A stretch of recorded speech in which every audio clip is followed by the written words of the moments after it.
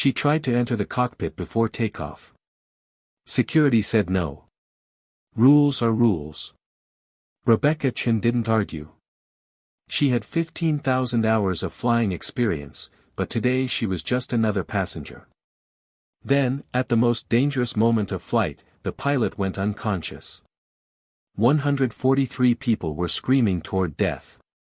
The same woman they refused entry was their only hope. Before you watch full story, comment below from which country are you watching. Don't forget to subscribe for more amazing stories. The morning sun painted golden streaks across the windows of Denver International Airport. Terminal C buzzed with the usual Monday morning energy. Business travelers checked their phones. Families dragged oversized suitcases. Coffee shop workers called out complicated drink orders. Among the crowd stood a woman who looked completely ordinary. Her name was Rebecca Chen. She wore simple jeans and a navy blue jacket. Her dark hair was tied back in a neat ponytail. A worn leather bag hung from her shoulder. Nothing about her appearance suggested she was anything special. But Rebecca Chen was far from ordinary. She was a master pilot with over 15,000 flight hours. She had flown fighter jets in the Air Force. She had commanded massive commercial aircraft across oceans and continents. For 12 years, she had been a captain on Boeing 737s. She had trained other pilots. She had handled emergencies that would make most people freeze in fear. Today, however, she was just another passenger. She was flying to San Francisco for her daughter's college graduation. She wanted to be a regular mom for once. Not Captain Chen. Not the expert pilot. Just Rebecca. The gate agent's voice crackled over the speaker. Flight 247 to San Francisco is now boarding. We'll start with families and passengers needing assistance. Rebecca waited patiently as the crowd surged forward. She watched the chaos with eyes that had seen this scene thousands of times before. But always from the other side, always from the cockpit. When her boarding group was called, she joined the line. As she walked down the jetway, she felt that familiar pull. The cockpit door was open. She could see the two pilots inside, running through their pre-flight checks. For a moment, she considered saying hello. Maybe mentioning she was a pilot too. Maybe discussing the weather forecast she had checked that morning. Moderate turbulence over the Rockies. But she stopped herself. No. Today she was just a passenger. Today she would let someone else handle the flying. At the aircraft door, a flight attendant greeted her with a bright smile. Her name tag read Jennifer. She looked experienced. Professional. Warm. Rebecca smiled back and started to walk past. Then she hesitated. Something made her turn back. Excuse me, Rebecca said quietly. I noticed the pilots are still doing their pre-flight checks. I was wondering if I could have a quick word with them about today's flight conditions. Jennifer's smile stayed fixed, but her eyes changed. They became guarded. Alert. Every flight attendant had received intense security training after September 11th. Unusual requests triggered immediate caution. I appreciate your interest in aviation, Jennifer replied politely but firmly. But cockpit access is strictly prohibited for passengers. Federal security regulations. The flight deck stays locked throughout the entire flight. No exceptions. She gestured toward the cabin.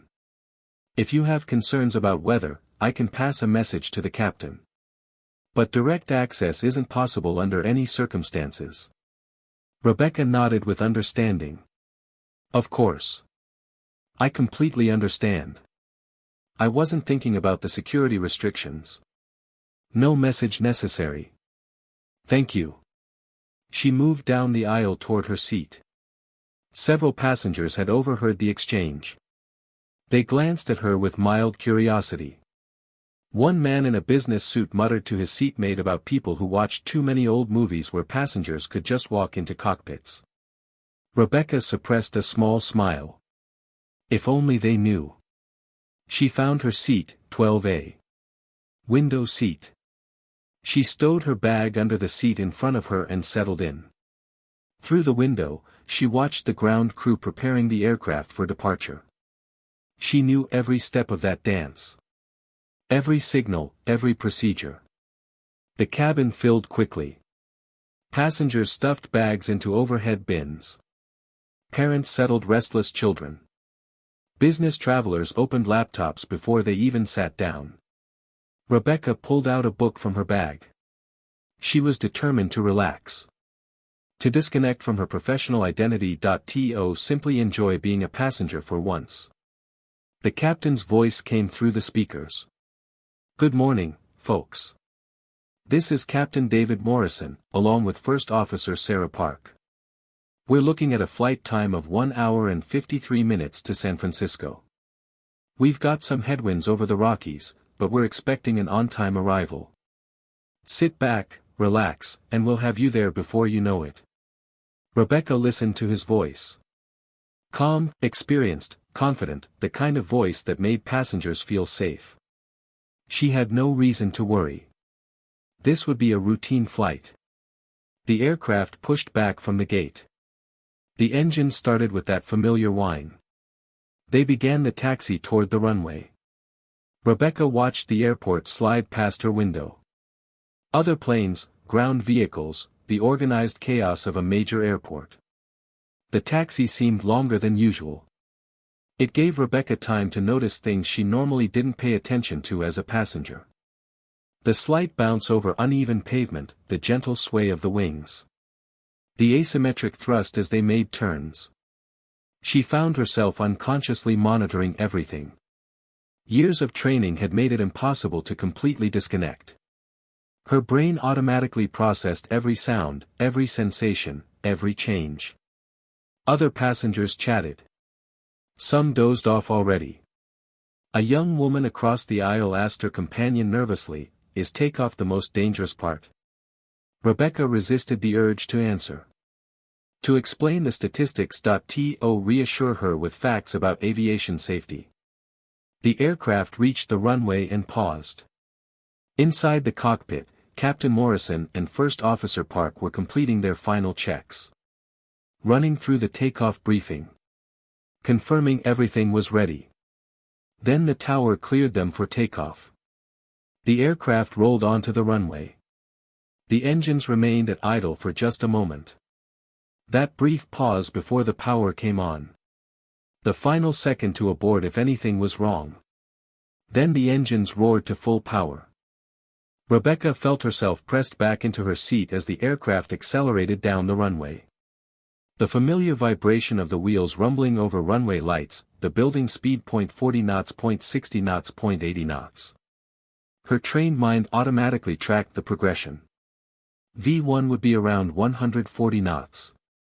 The decision speed, the point of no return. Then VR, rotation speed, when the pilots would pull back and lift the nose wheel off the runway. She felt herself relax slightly. The takeoff was progressing normally. But then something changed. Rebecca sensed it before she understood it. A subtle deviation that triggered alarm bells deep in her subconscious. The acceleration continued past where rotation should have occurred. The nose wheel was still on the runway. The speed was building beyond VR. Beyond VR plus 5 knots. Plus 10 knots.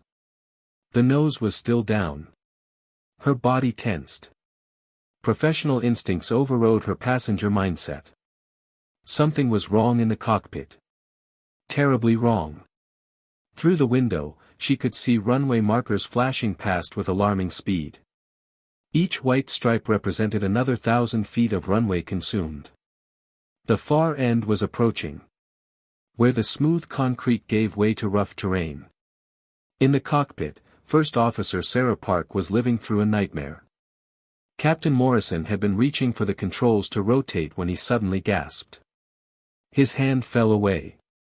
His entire body went rigid for a moment, then slumped forward against his harness. Completely unresponsive. Sarah's mind struggled to process what was happening even as her hands flew to the controls. They were already past rotation speed. Still accelerating, committed to the takeoff. No way to stop now. Captain Morrison, she shouted, her voice cracking with panic. She pulled back on the controls, initiating rotation. Later than it should have been, but still within acceptable limits if she did everything perfectly. The nose will lift it off the runway. She brought the aircraft to the proper pitch angle. 10 degrees nose up. The main wheels were still rolling along the centerline as the wings generated lift. But her mind was fragmenting. Flying the aircraft, dealing with an unconscious captain, communicating the emergency, processing the overwhelming shock of suddenly being alone during the most dangerous phase of flight. Her training screamed at her to fly the aircraft first. But the sight of Captain Morrison slumped unconscious kept drawing her attention away from the instruments. The main wheels lifted off with less than 2,000 feet of runway remaining. The aircraft transitioned to flight with minimal margin for error. Sarah fought to maintain the correct pitch and airspeed. Her hands trembled on the controls as she raised the landing gear. Denver Tower, Flight 247 Heavy, declaring an emergency, she transmitted, her voice shaking. Captain is incapacitated. Requesting immediate assistance. The tower controller responded instantly, offering any help needed. But Sarah barely processed the words. Too many tasks demanded her attention simultaneously. In the cabin, most passengers remained unaware of the crisis. They interpreted the late rotation as just a slightly rough takeoff. Maybe due to wind, maybe the pilot being cautious. But Rebecca knew better. She had felt the hesitation. Recognized the extended ground roll, understood that something significant had gone wrong during those critical seconds. Her hands gripped the armrests as she stared toward the cockpit door. Her professional mind raced through possibilities. Control malfunction. Pilot incapacitation, instrument failure, engine problem. None of the explanations were good. Jennifer appeared in the aisle, moving rapidly toward the rear. Her professional smile was gone, replaced by a tense expression. She pressed a phone to her ear, listening intently. Rebecca watched her face pale as she absorbed whatever information was being conveyed. Jennifer's eyes darted across the cabin as if searching for something. Then she spoke urgently into the phone before hanging up and rushing forward toward the cockpit. Her usual grace abandoned in favor of speed. Other passengers began noticing her urgency. Worried glances were exchanged. Murmured questions about whether something was wrong. Rebecca unbuckled her seatbelt and stood up. She ignored the illuminated seatbelt sign overhead. Her instincts told her that whatever was happening required immediate attention. Standard passenger protocols had just become irrelevant. She moved into the aisle and followed Jennifer toward the front. Other passengers stared at her, wondering what gave her the authority to violate the seatbelt sign during takeoff. At the forward galley, Jennifer stood by the cockpit door, using the interphone to communicate with the first officer inside. Her face showed controlled panic. "I need to get in there," Rebecca said firmly, her voice carrying an authority that made Jennifer turn sharply. "I'm a captain with over 15,000 hours, including 12 years flying 737s. Whatever is happening in that cockpit, I can help." Jennifer's eyes widened with shock. This was the same passenger she had denied cockpit access to 30 minutes earlier. "The captain collapsed during takeoff," Jennifer said, her voice barely above a whisper. "He's unconscious. The first officer is alone, trying to fly and handle the emergency. She's asking if anyone on board has aviation experience." Rebecca's expression hardened with determination. "Open that door now. Every second counts." Jennifer fumbled with the cockpit door access code. Her hands shook as she punched in the emergency entry sequence. The security system that had seemed so essential an hour earlier was now an obstacle between crisis and solution. The door lock clicked open. Rebecca pushed through into the cockpit without hesitation. Her eyes immediately scanned the scene, cataloging information with trained efficiency. Captain Morrison was slumped forward in the left seat, held in place only by his harness. His face was ashen. His breathing shallow and labored. First Officer Park sat rigid in the right seat, both hands gripping the controls with white-knuckled intensity. She was fighting to maintain control while simultaneously processing the trauma of having her captain collapse beside her. The aircraft was climbing through 4,000 feet. The engines at takeoff thrust.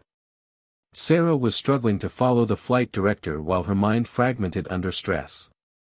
Rebecca took in the complete picture in less than 2 seconds. Altitude, airspeed, vertical speed, engine parameters. Navigation displays. The disabled autopilot, the transponder squawking 7700 for emergency. First Officer Park, I'm Captain Rebecca Chen, Rebecca announced clearly, moving to the left seat.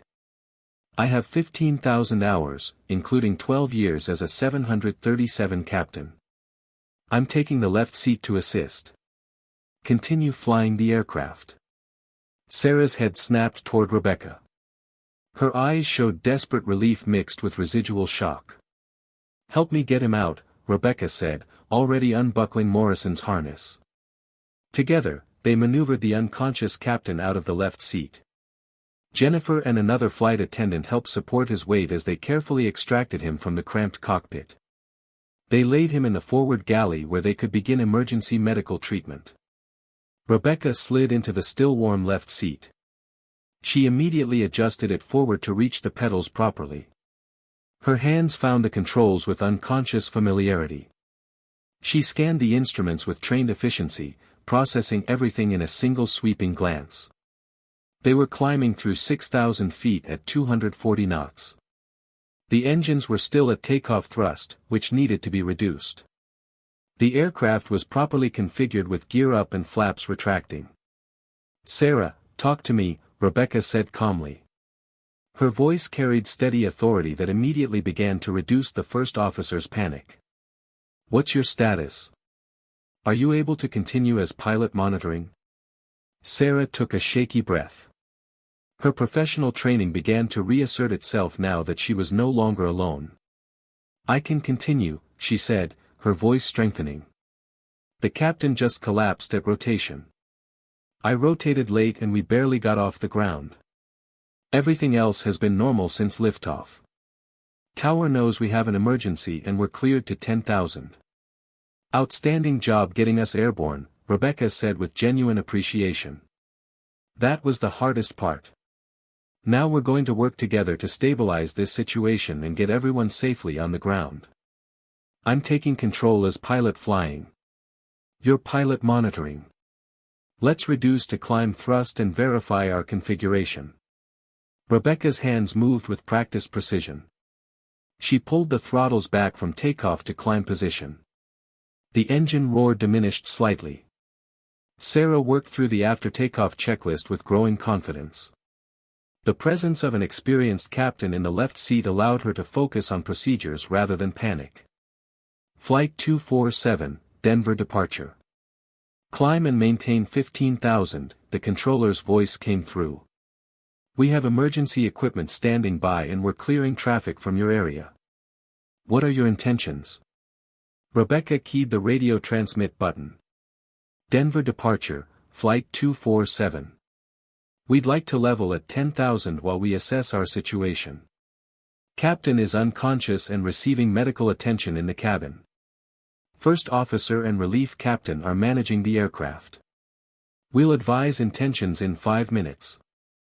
The use of relief captain was deliberate. It presented the controller with the simplest explanation. No complicated questions about Rebecca's authority. Sarah glanced at her with gratitude. Together, they leveled the aircraft at 10,000 feet. They reduced speed to a comfortable cruise while they assessed their options. Through the cockpit windows, the Rocky Mountains spread below them in the morning sun. Beautiful, majestic, unforgiving terrain. Rebecca's mind worked through the decision tree. Captain Morrison needed immediate advanced medical care. That argued for returning to Denver, where ambulances and hospitals were readily available. But the aircraft was flying normally. All systems functioning properly. The only emergency was medical, not mechanical. The key question was Morrison's condition. Would 20 more minutes to Denver versus 90 minutes to San Francisco make a meaningful difference? Sarah, check with the flight attendants on the captain's status, Rebecca directed. I need to know if they think he's stable enough for us to continue to San Francisco, or if he needs emergency medical services immediately. Sarah used the interphone to communicate with Jennifer. The report was concerning. Morrison was breathing but unconscious. His pulse was weak and irregular.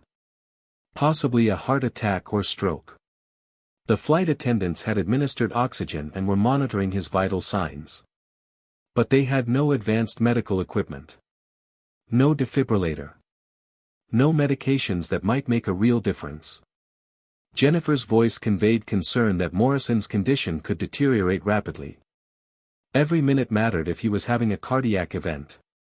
Rebecca made her decision with the confidence born from years of command experience. Denver departure, Flight 247 is requesting to return to Denver International for an immediate landing. We need the longest available runway and emergency medical services standing by to meet the aircraft. Captain requires immediate transport to a hospital for possible cardiac event. We have sufficient fuel and the aircraft is operating normally.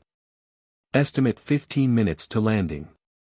The controller responded immediately with vectors back toward the airport. Clearance to descend to 7,000 feet. Turn left heading 090 to intercept the approach for runway 34L. The same runway they had departed from 15 minutes earlier. Rebecca flew the aircraft smoothly through the turn. Her hands and feet worked the controls with unconscious precision. While Sarah managed the radios, navigation systems, and checklists. They worked together like a practiced crew despite having never flown together before. Their professionalism and training created immediate synchronization. As they descended back toward Denver, Rebecca allowed herself a moment to reflect on the extraordinary sequence of events. An hour earlier, she had been denied access to this same flight deck by security protocols. Marked as just another curious passenger. The irony wasn't lost on her. The same system that prevented her from a courtesy visit had been overridden instantly when her expertise became essential to survival. The security doors that remained impenetrable under normal circumstances suddenly opened wide when crisis demanded it. She wondered what Jennifer thought now about that earlier denial. Cabin crew, this is the cockpit, Rebecca announced over the PA system. Her calm voice designed to reassure passengers. This is Captain Chen speaking. As you may have noticed, we're returning to Denver due to a medical emergency involving one of our crew members. The aircraft is operating normally and will be landing in approximately 12 minutes. Please follow all instructions from your flight attendants and remain seated with your seatbelts fastened.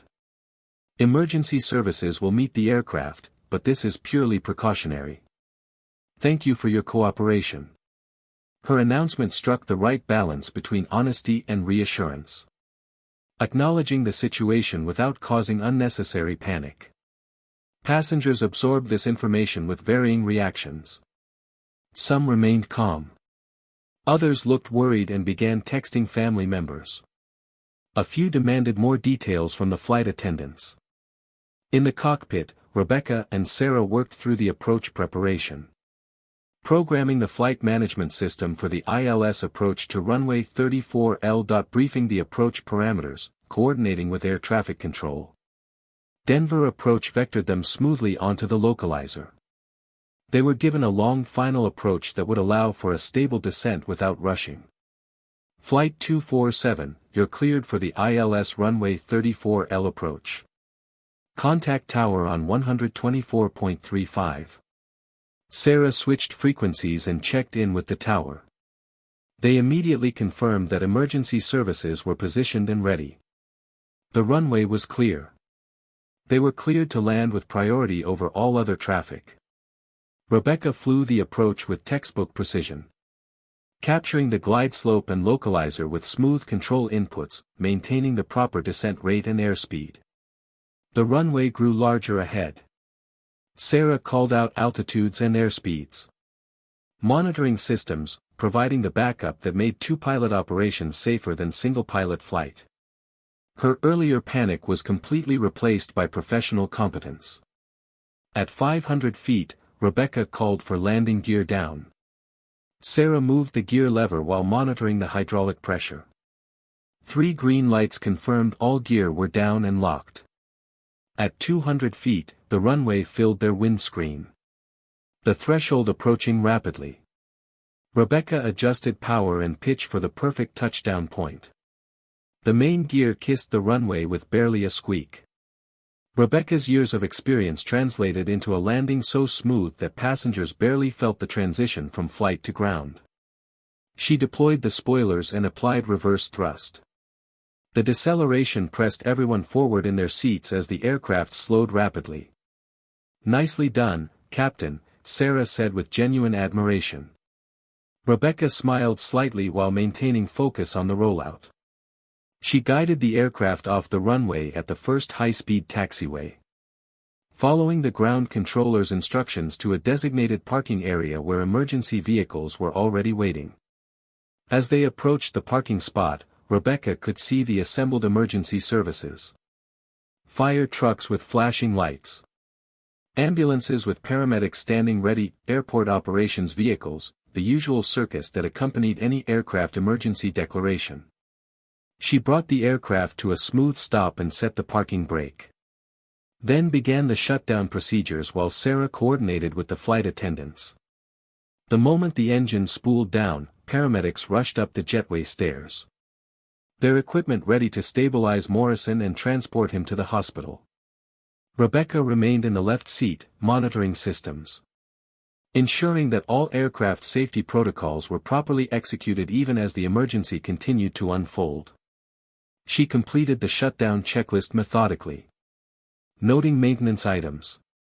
Ensuring the aircraft was properly configured. Through the windscreen, she watched passengers deplaning through a rear door. Some looked shaken. Others simply annoyed at the delay. None of them aware of how close their routine flight had come to potential disaster. Finally, the paramedics loaded Captain Morrison onto a stretcher and rushed him down the jetway toward the waiting ambulance. Their urgent movement suggested his condition remained serious. Jennifer appeared in the cockpit doorway. Her face showed emotional exhaustion mixed with profound relief.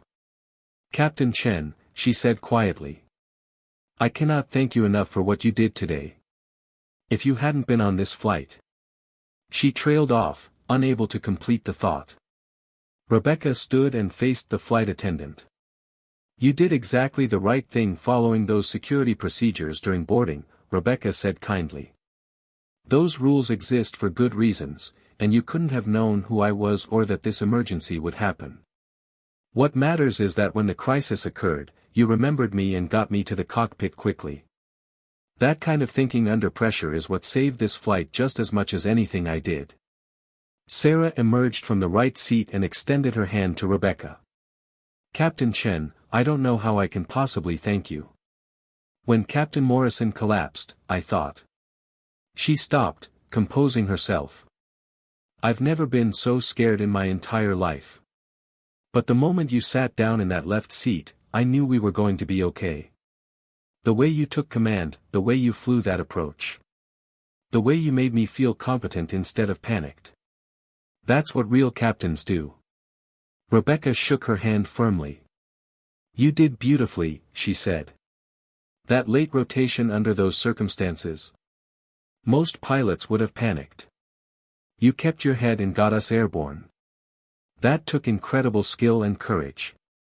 Be proud of yourself." Rebecca gathered her bag and deplaned. Airport officials wanted statements. Airline management wanted details. Everyone wanted to thank her. She answered questions patiently. Provided the necessary information, but deflected the praise as much as possible. By late afternoon, she was on another flight to San Francisco. This time in the cockpit, offered as a professional courtesy by the grateful airline. But she declined. She took another passenger seat. This flight was uneventful. The pilots did their jobs with routine competence. Rebecca arrived in San Francisco, attended the graduation, hugged her daughter, and told the story of why she had been delayed. A story that seemed impossible except for being entirely true. 3 weeks later, Rebecca received a letter from Captain David Morrison. He had survived the heart attack. He was recovering well. He thanked her for saving his life and the lives of everyone aboard Flight 247. He told her that Sarah had visited him in the hospital. The young first officer had been struggling with trauma from the incident. But she was working through it with professional counseling. She would return to flying soon. Stronger than before. The letter ended with a simple statement: "You were the right person in the right place at the right time. Thank you for being ready when it mattered most."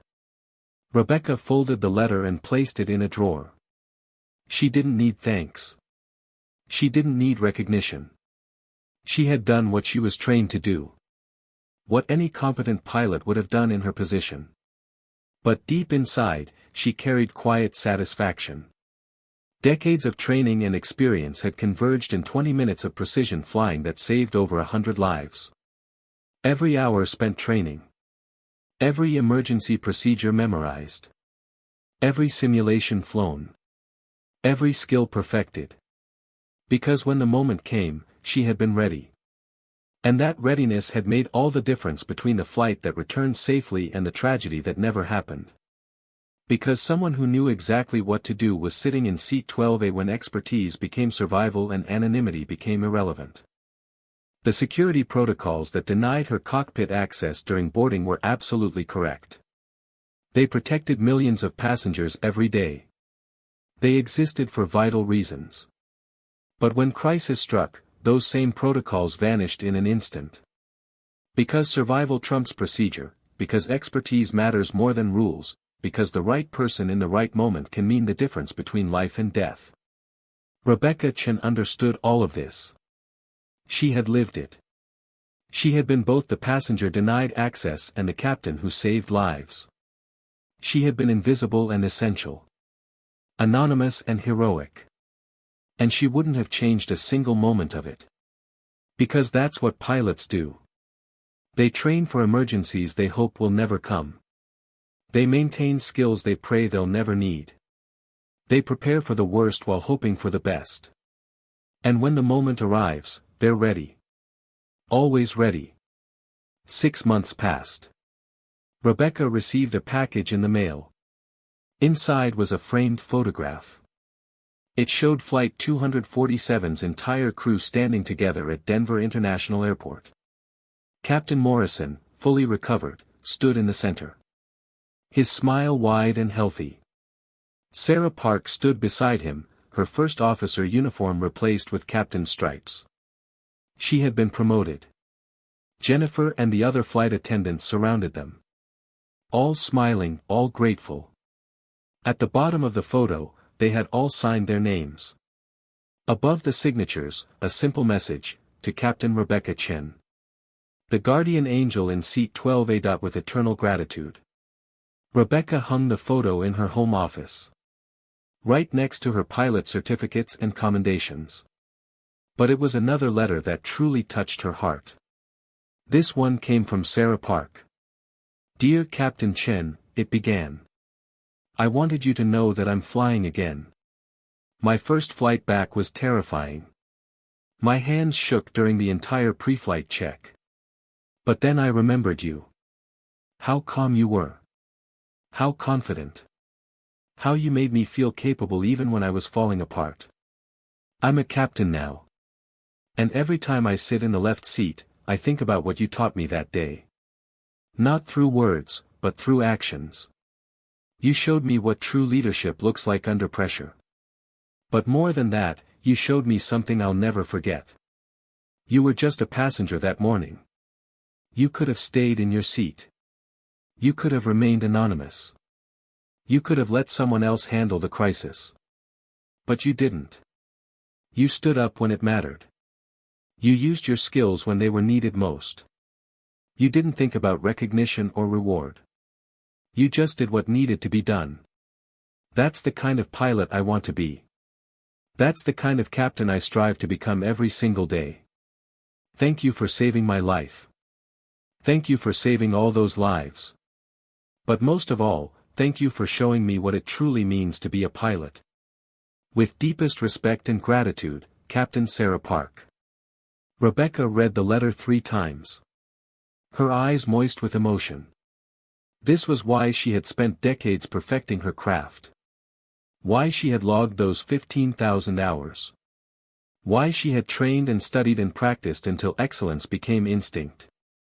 Not for the recognition. Not for the glory. Not even for the salary. But for moments like Flight 247. When all that training, all that experience, all that dedication came together to save lives. She folded the letter carefully and placed it next to Morrison's letter in her drawer. Then she did something she rarely did. She allowed herself to feel proud. Proud of her career, proud of her skills. Proud of what she had accomplished that morning over Denver. Because sometimes, being in the right place at the right time isn't luck. It's preparation meeting opportunity. It's expertise waiting patiently until the moment it's needed. Rebecca Chen had been denied cockpit access that morning. Security had done its job. Rules had been followed. Procedures had been maintained. But when crisis struck, those barriers vanished. Because human judgment trumps rigid protocol when lives hang in the balance. She wasn't allowed in the cockpit. Until she absolutely had to be. And that made all the difference.